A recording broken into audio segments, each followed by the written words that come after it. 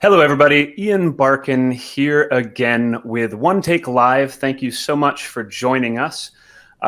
If you've never joined us before, OneTAKE Live is my chance to explore the future of work, life, and culture with visionaries, game changers, entrepreneurs, academics who've got a unique perspective on things. I'd like to hear their one take on them.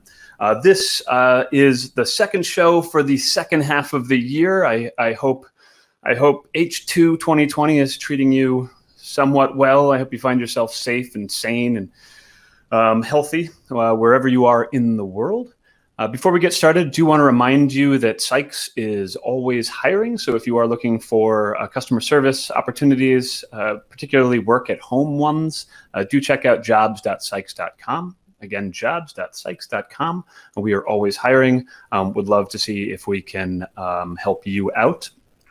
And as you join the show, I would welcome you to both share your name and the location from which you're joining. I will read those out. We'll welcome you to the audience. We'll be thrilled to see you. And also, please share questions that you have for me and my guest.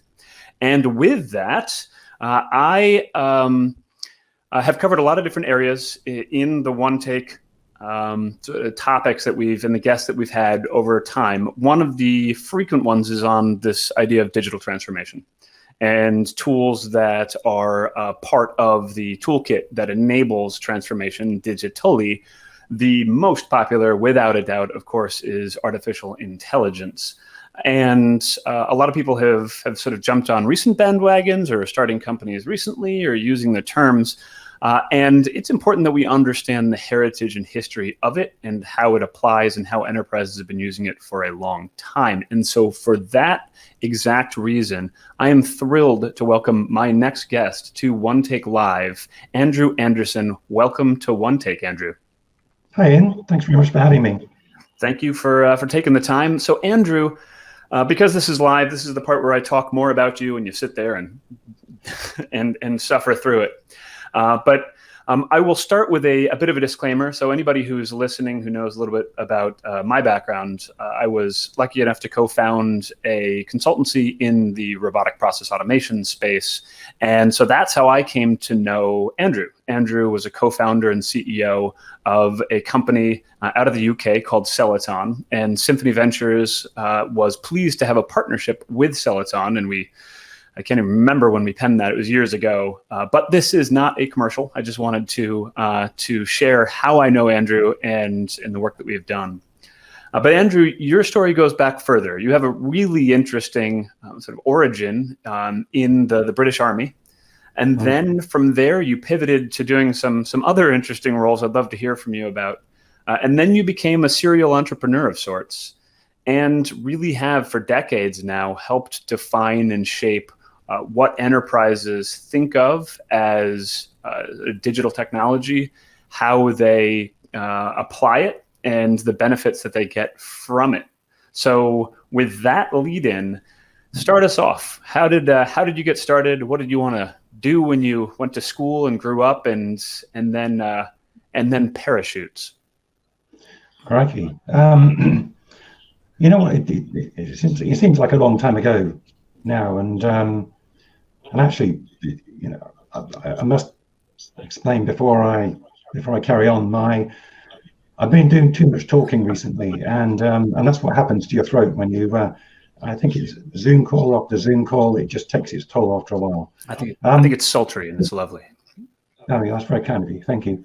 To answer your question, if I think back to my school days, I wasn't particularly academic. Was I less interested in school and more interested in what's going on in the outside world? Definitely. So you could probably guess that I didn't leave school with a long, illustrious academic record. But one of the things I was always really keen to do is challenge myself. It was one of those things I just wanted to just be tested, and so joining the army was always something I wanted to do. And if I was going to join a regiment that you could talk about, it had to be the parachute regiment. So that was the thing I was most focused on. And my parents were horrified that I was going to do this, but incredibly supportive. And actually, if you knew my father's background, he was a Norwegian resistance fighter during the war. So you can imagine the last thing he wanted him to see was his son, go through the risk that he took. But I spent 7 years in the parachute regiment. They were the most challenging, brutal. I certainly grew up. You see some stuff that you don't particularly want to discuss, but you really figure out who you are. You realize actually that the physical stuff is only a part of it. It's 90% mental. So after 7 years, I figured there was a new challenge coming on along. So I didn't really have any kind of plan to leave the army. Just an opportunity came up, and I went into farming, of course. I was always brought up around farms. I really love the idea of farming. Instead of you could metaphorically say destroying things in the army, it was really interesting for me to get into the idea of building something and creating life. But one of the things you realize very quickly in farming is that you can never earn enough money to buy a farm. So that episode lasted for about 6 months after I'd left, and then I made my way to London, and I met up with an old friend of mine that I served with, and I spent the next year doing close protection work with the Middle Eastern royal family. So you say all this is all a million miles from AI. I know there's a bit of a journey we've got to go on to get there. But I earned an awful lot of money in a very short space of time, and then after the girl I was looking after she got married and went back to the Middle East, I went traveling, spent all my money, came back to the UK, went to a recruitment agent and said, I don't care what I do, I just need to earn a lot of money. And they put me in touch with a tech company, and they said they all drive fast cars. So that was where I was going to go. And I got the job. And I'm sure they were more interested in interviewing me because of my parachute regiment being on my CV. But anyway, I got the job. I seemed to get on well. I earned good money. But there was something about the way this company was doing stuff. And I felt as though I could do it better. So I'm going to cast our minds back to this. It was 1989, 1990. Okay. And that's when I founded my first company. And it was selling hardware. And it was at the time when technology was moving from mainframe computers over to PC networks. Companies like Novell Netware were the dominant force in the on the planet, and I was very much focused on communication. So it was telex, fax. People who don't know what telex is now, it was at the time the only legally the only legal form of electronic transmission. But anyway, so I built this company. There was a mediocre of success. Sold it to management. But what I was really interested in, and this is what I learned, and life is all about learning, isn't it? But I learned that hardware is hard. The margins are low. Everyone's doing it, and I realized actually the place where I really made the money was when I got custom software made to enhance the hardware, and so when I came around to building my second company, it had to be software, and so I started this company called Red Rock Software. We were developing desktop messaging applications. Very much at the time, it came in a big cardboard box with a CD and a manual, and all shrink wrapped, and these things go out on a pallet. Actually, I say CD, even before CDs, it was 3 1/4 inch floppy drive or something like that. Right. Um, and it was a 9-year journey, but for about 7 of those years it was pretty flat, poor growth, just going at it. And it wasn't until we caught the cusp of the mobile messaging.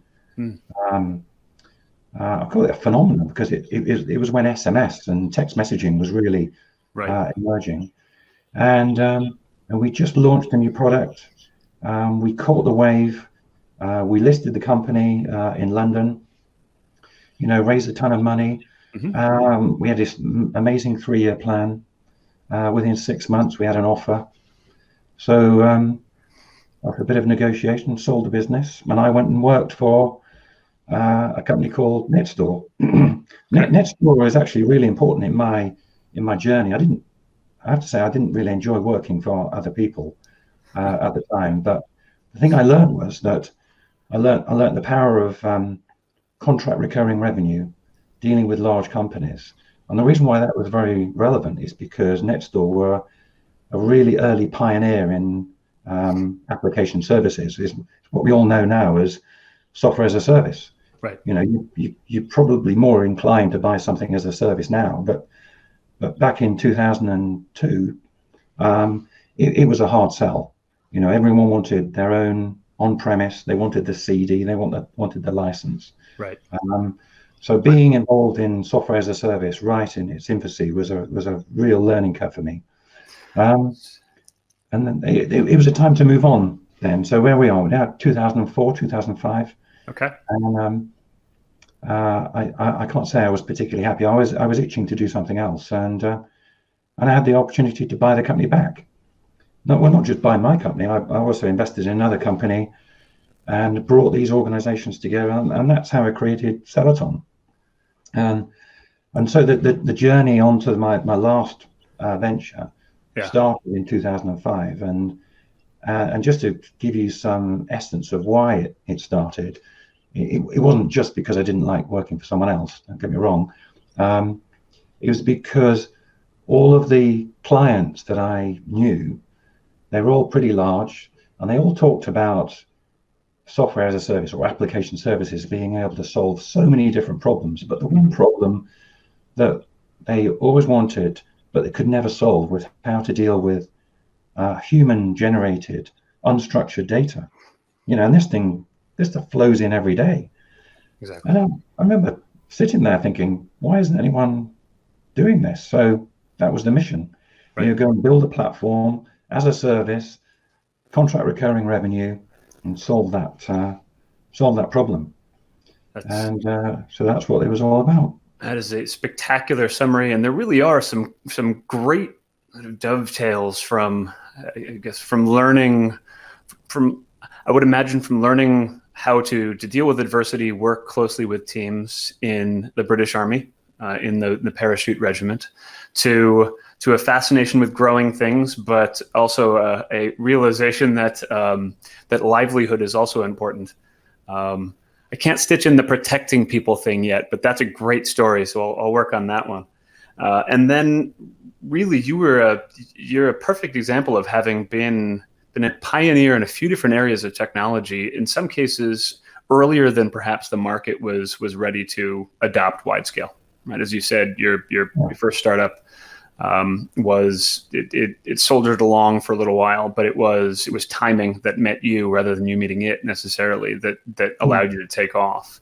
And then that beautiful realization from the box was very satisfying. The wrapping and the taking off the cellophane and the book and the floppy, but the movement from that to as a service software, and then the realization that data is messy really does encapsulate so many different underlying features of the world of digital transformation that we work in today.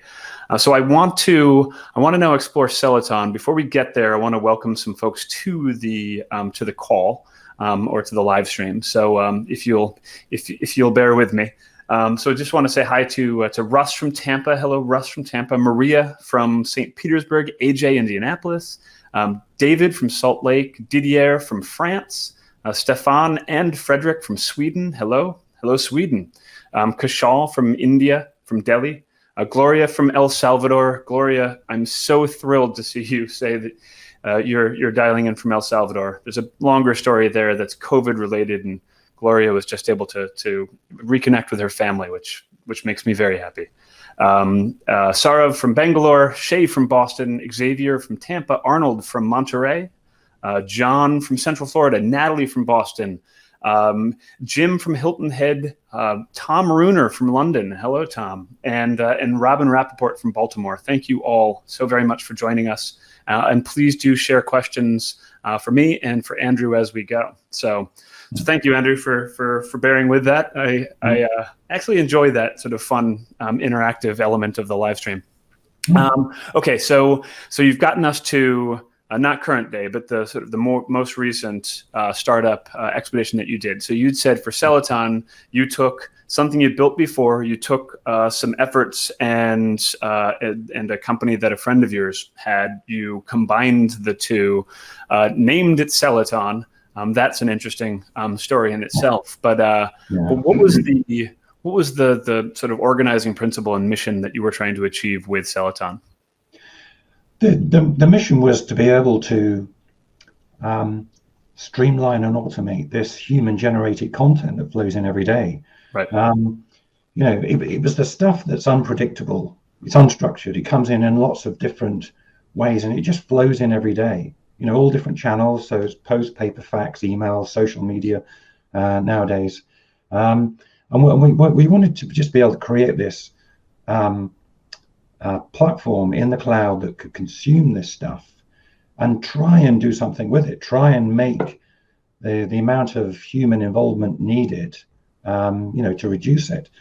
And actually, it's 15 years that since Salatin was founded, but it was 5 years in before even the word artificial intelligence came into our vocabulary. We looked at it and introduced it ourselves because we had to solve a problem. And the problem that we had to solve is that there was no way we could make our platform scalable unless this platform had the ability to learn from the last transaction that it looked at. So if you take a human being, you sit them down and you show them something, they'll learn, they'll understand the pattern. And then when you show them the next one, they remember what the last one was and they've learned. Now, trying to get software to do that, that's what we desperately needed to do. So there wasn't anything around at the time. So we had to create it ourselves. And it wasn't until we got analysts involved and someone said, this is artificial intelligence. Did you know that? And we looked at each other and think, no, we've never really considered that. But you know what? One of the things that we latched onto pretty quickly, that this topic of artificial intelligence is a conversation spinner. You mention the word AI and people are interested. At least they were then, I think. And so, I probably told you this before, Ian, but when I hear the mention of the word AI, I roll my eyes because it's become not a dirty subject, but it just has so much less meaning now than it did many years ago, because it's like I go back to my early days of creating software. There was this term smart software. There was software and there was smart software. And people realized if they just had software, they weren't in the conversation. So they had to call it smart software.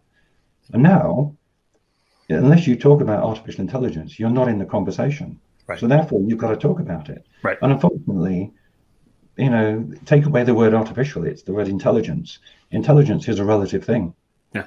And so what's your let's go on a journey through AI for a moment, because I do totally agree. It has inherited a lot of both baggage and hopes and dreams that make the term itself no longer necessarily useful in any sort of solutioning discussion, because none of us know what each other means. So what do you mean what did you mean at the time? What was artificial intelligence that you used at Salatin? Okay, so I always talk about AI, and whenever I'm talking, I start off with the word how well do you take disappointment, because often you are dealing with people's expectations. And I say, look, forget the word artificial intelligence. This is augmented intelligence. This is about doing stuff that helps people do things easier, faster.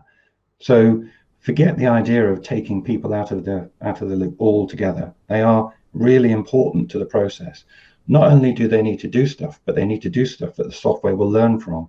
So, a prerequisite in my eyes is that it's not artificially intelligent unless this has the ability to learn and improve. And it's really simple. You've got to be able to point at the data, and data is a whole another subject. You've got to be able to point at the data and show the algorithm, so this is what this means, and you've got to show the algorithm that many times, and then when you stand back and say, right, now I'm not going to show you the next bit, but tell me what you think it is, and that's how you can judge how good it's become. But don't ever expect the human not to be in the journey. Right. So, okay, so let's take that to then a Salatin example. And I'd like to hear an example that you've used. And I think you may choose one that may also answer a second question. So I'll ask it, which is, and particularly interesting, I guess, to me in my realm, in the world that I play in, can AI help create better customer experiences? So do you have an example from Salatin, and do you think it helps enterprises to just offer better services, take care of people, customers better? Oh, sure. Absolutely. I mean, this is a tool that can be applied to many different things, but it's really rewarding when you see it benefit customer experience. And I'll give you a very simple example. When you're dealing with things like inquiries, which might also be complaints, which, there could be lots of things, but they generally come into customer service. So if you can grab that inquiry and at the very least put a label on it that says this is a complaint, then what you can do is you can show the human, the operator, I think you probably want to deal with this one first, because you've got, if you wanted to say, well, which one do I deal with first? Well, you've got someone who's really important, spends an awful lot of money, and is really unhappy, right? Against someone who's just out inquiring when the next train to Manchester is going to leave that can take dogs. Yeah. So what you don't want to do is to get to that really important one at the very end of the day. You want to get to it first. So that's just a very small example of how it can help. But you can also go a lot further than that. So you can understand not just the sentiment of it, but you can understand what the meaning and intent is. So using AI, you can learn from previous examples. You can figure out what this inquiry is about. What are they saying? What is the subject? And then make a judgment on the priority. Go and lift out that detail, put it in front of an operator, and even suggest what response you might want to send. No, that's what I was looking for, and so it's able to, as you say, effectively supercharge and augment people, because at the end of the day, if you find that VIP, you find the person who is unhappy, who has spent a lot of time and resources on your service, whatever they may be, in this case, train services, and you're able to address their need rather quickly. But as you said, there's a human in the loop in some way, shape, or form, because I guess a robotic response at that point to that sort of person wouldn't necessarily really get the job done. That would leave them feeling less cared for.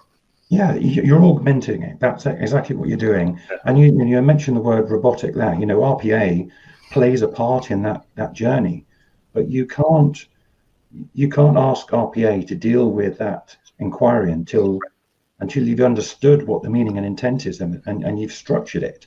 Right. And when you've structured it, then you can give it to an RPA robot and continue the rest of the journey. Agreed. So, okay, so let's continue our AI journey for a moment. So, as you said, you didn't really refer to it as AI until several years into your journey, and you've been doing it for quite a while. So has AI, and AI, admittedly, the term, the root technologies have been with us for quite a few decades. In the last decade or so that you've played a role in the space, has AI changed? Yes. Absolutely. I mean, one of the main. Actually, let me stop myself. So if you constantly think about AI as being artificial intelligence, then you're in a massive subject.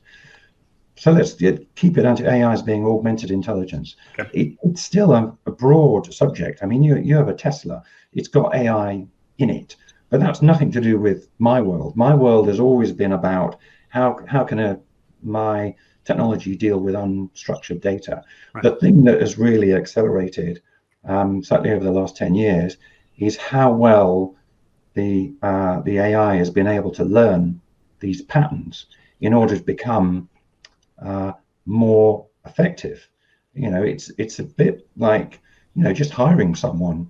You're hiring someone good, and over the last 10 years you can now hire someone who's better. They learn faster. They become more accurate. Right. Because the biggest challenge for AI is data. Companies have got vast quantities of data, but it's not valuable because it's no one's stored this data thinking they're going to use it in this way. Right. So a great segue to the enterprises. So AI as a technology, as you say, I love the analogy of you being able to hire an even more capable new joiner to the team in the form of more adept AI. Enterprises, the source of the unstructured data, which comes both from the line of work they're in. So in some cases, they can't change the fact that customers are going to email them necessarily or call them.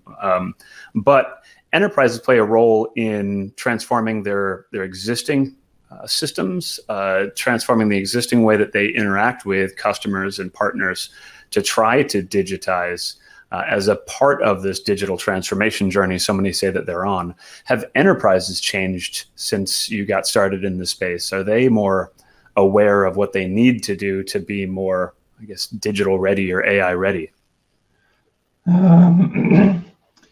Yes. Yeah, that was very convincing, by the way. there are some pioneers. Let's call them pioneers. Okay. And they're the case study. In our industry, we're looking for those pioneers to become case studies and hopefully then convince the rest of the world. But I'm surprised even now. I talk to companies and they're still mulling over what they should do with RPA, and I'm thinking, whoa, hold a minute, where have you been? But it does come down to people. I mean, we're all familiar with these big brands and we expect them to be very sophisticated, but at the end of the day it's people that make these judgments, and sometimes they've got different priorities. The current lockdown has changed priorities somewhat, and often people have got there's an impetus to make them look at this right now. So I would argue that the industry that we're in is benefiting significantly from the current crisis. I'm glad you brought up the current situation. Hard to ignore, but a topic that seems to proliferate now is this idea of acceleration, and that enterprises have been put in a position where things have to accelerate. Some things had to accelerate, and naturally did. Examples like telehealth and telemedicine, people couldn't go into a doctor's office, and so therefore had to be seen, treated a different way. There are also examples like touchless payments or work at home in general. Just people, maybe we were on a trajectory for more people to have flexible work-life options, but now we've been forced into this. But there's also a discussion around acceleration in the digital transformation circles, in the discussions that we've had on that. Do you believe you can, with these enterprises that still seem to struggle with the full complexity of both the technology menu that they have to choose from and the behaviors that they have to embrace. Can you speed up now? Can you speed up an AI adoption or an RPA adoption as fast as enterprises think that they should? Yeah, yeah.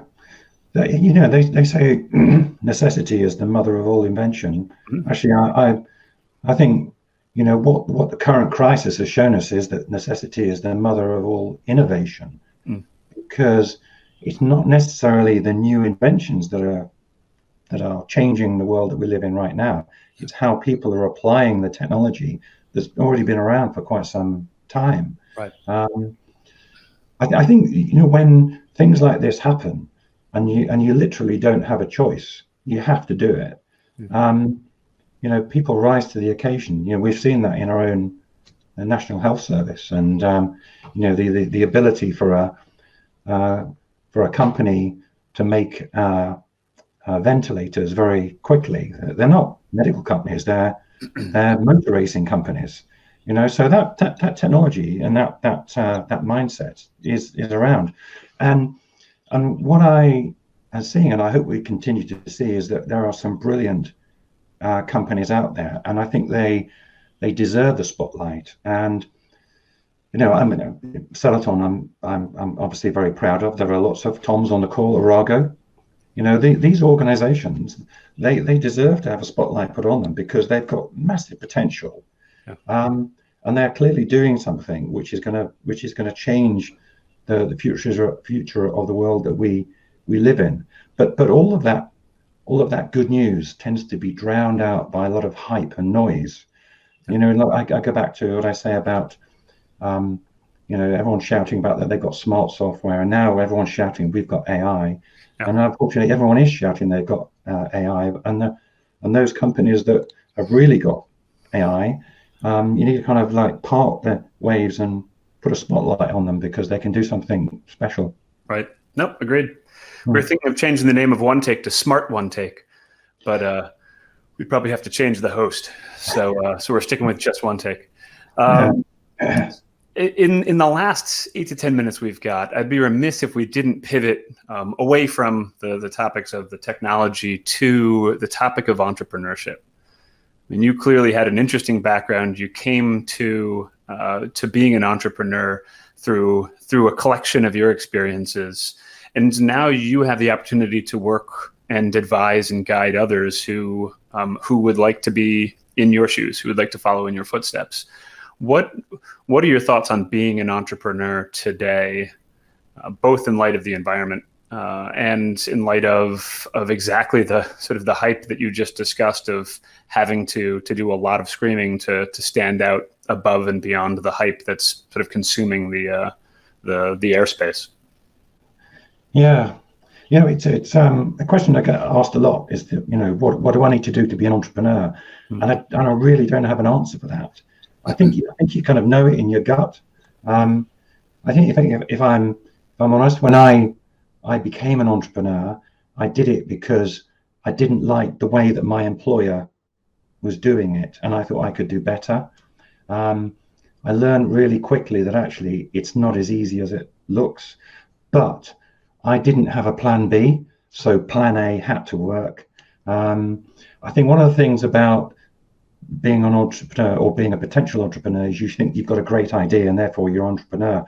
The art is in the execution. I mean, you've built a business, through sheer hard work, good timing, and with a bit of good luck in it, you managed to exit and everything was a happy story.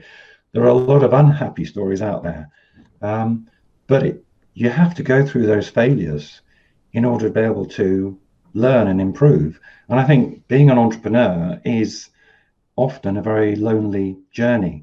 And so I often say that the key thing is to surround yourself by really good people.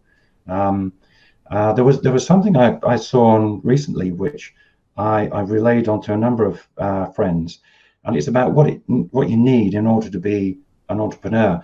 And they talk about intellect, not so important. Emotional intelligence, important but not too important. You've obviously got to have a good idea and money, of course, But the one thing which is often overlooked is this word grit. You've got to have the balls to basically keep at it. Sometimes when everyone else is telling you to give up, sometimes I have to say, the others are right. But part of being an entrepreneur is you've got to try and prove people wrong. Right. Well, singularly committed to your vision, and I love the word grit, tenacity, and as you said, just the audacity to keep powering on because you believe in yourself and you believe there's some market there. And as your story so well highlights too, you can be really right and at a really wrong time. And so luck does come into play. Certainly did for me. And so you've got to sort of keep your ear to the ground and try to pick up what just signals are being provided to you in the market that now is a good time to take that risk. So you've got to. I mean, you used the word pivot. You've got to be able to pivot. I mean, it's a bit. I don't know to say it's a cliche, but you've got to be able to grab opportunities that come your way when they come your way. I mean, the company that I exited from Salatin was different from the company that I started before, just like the previous company. Those opportunities, you've got to be able to recognize them and grasp them, and also fail fast. And I can't remember who, as I said, but it's not the number of successes you had. It's how many times you get knocked down and stand up again afterwards. And I think that's a lot of the when I'm teaching people about entrepreneurship, it has a lot to do with how resilient you are. And I think one of the things that comes when I see in veterans in abundance is this resilience. They have gone through years of training, often very traumatic. They've been through some very difficult times, but the fact that they're still there, I mean, being alive is a bonus, but still alive at the end of it means that they have that resilience. And so I'm really keen to help those would-be entrepreneurs that are veterans, because I think they stand a good chance.